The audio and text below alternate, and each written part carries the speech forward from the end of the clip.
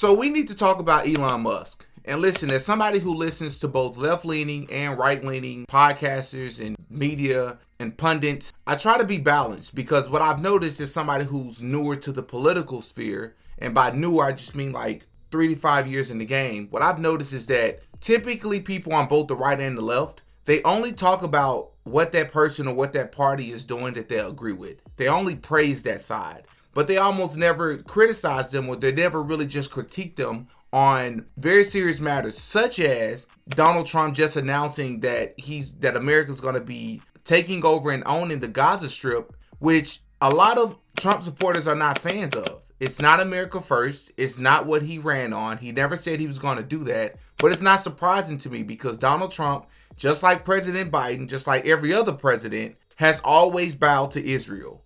For whatever odd reason, they're never critical of Israel. Israel can never do wrong. They all support them. Does no one find that strange? Republicans and Democrats, you disagree and you are at each other's necks and you want to completely destroy each other's reputation, but you're all on the same page when it comes to Israel. How convenient. But most of the other things that Trump has been doing, I agree with. I've been liking what I'm seeing. The executive order banning men, biological men, from competing against biological women in sports, and, executive orders claiming that there are only two, stating that there are only two genders. The fact that he even has to do such simple things that mean so much to so many people in 2025 is already ludicrous that we've stooped so low in this society, but that's just where we are. But one of the things I don't agree with Trump on is Elon Musk. That dude scares me, and I've always looked at him side-eye, and a lot of Trump supporters, and I don't necessarily consider myself a Trump supporter, so to speak, even though I agree and I lean more so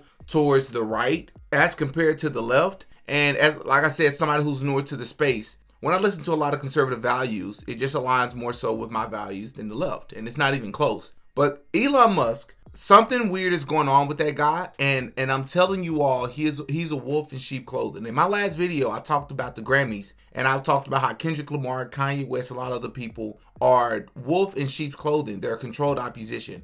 Elon Musk is another one of those people, because while I agree with the concept of Doge and what him and Vivek Ramaswamy put together, even though Vivek Ramaswamy is no longer a part of it, I support it, and I support the purpose of why it was put together. And even all of the reports that's come out stating what our taxpaying dollars have been going to over the past few years further proves that Doge and its purpose is necessary. Through USAID over the past several years, these are some of the insane priorities that organization has been spending money on.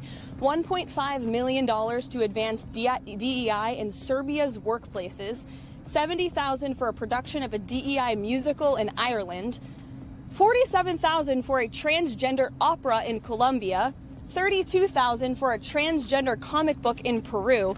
I don't know about you, but as an American taxpayer, I don't want my dollars going towards this crap, and I know the American people don't either, and that's exactly what Elon Musk has been tasked by President Trump to do, to get the fraud, waste, and abuse out of our federal government. But I gotta admit, several people have made very good points as to how Elon Musk having access to our federal government, as somebody who's from Africa, as somebody who has not been vetted, is a bit suspicious. Do you know why they went after access to the federal government's payment system? I have no idea, but I don't have any positive thoughts when it comes down to it.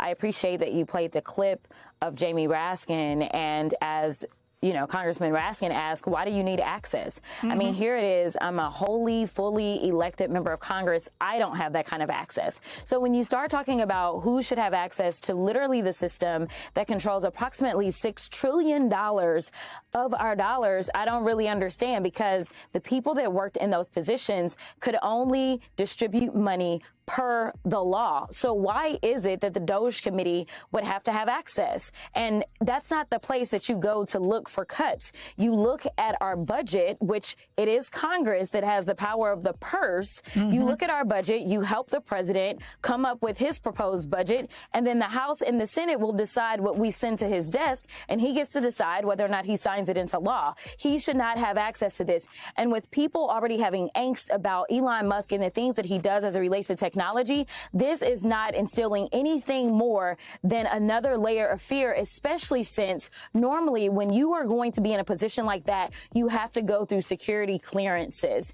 And let me tell you, some people think security clearances are all about whether or not you have a warrant or not. No, they look at whether or not you have some sort of divided interest. They look at whether or not you have good credit. They look at so many other things. And we're talking about someone who's unelected, unvetted, and definitely unconfirmed that is now literally sitting atop our $6 trillion, and we don't know what it is that he's doing, and we honestly don't know what role he has. And the biggest part is a lot of people don't even know where Elon Musk came from. We all know that Elon Musk is a very smart guy. But when you think about it, because a lot of people who support Trump, not all of them, but a lot of them are Christians, Christian conservatives. And I'm not saying that you can only support a person as a Christian conservative if they're Christian. But if a person is standing for something that is quite literally anti-God, I don't see how you can stand for that person. That's a lot of the problems that we have with the left, right? Abortion and claiming that there are more genders than just male and female when we know that's against the Bible. Well, you got to look at Elon Musk and you got to question yourself, what is this dude's purpose? Like, what is his true purpose, right?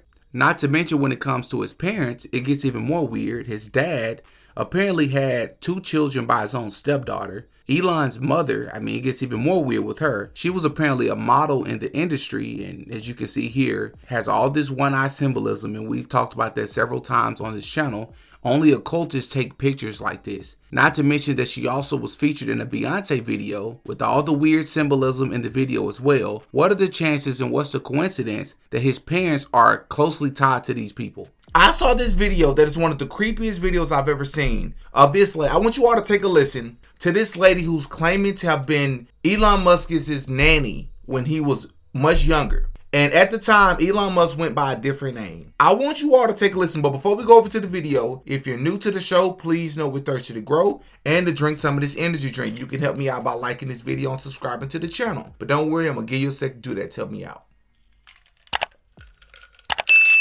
Thank you. I appreciate it. Now listen, take a listen to what this woman had to say. God bless you. I'm Shalom Girl on YouTube. I love Jesus Christ. He saved me. I want to tell you something. I'm an old lady, kind of. I'm 55. I was born in San Francisco in 1965. When I was a girl, I was in San Francisco. I was procured and sent to work for a family. There were 3 generations. There was a boy, the boy's mother, and the boy's grandfather. They were coming from Africa. They were white as me. I thought they'd be black. They were coming from Africa.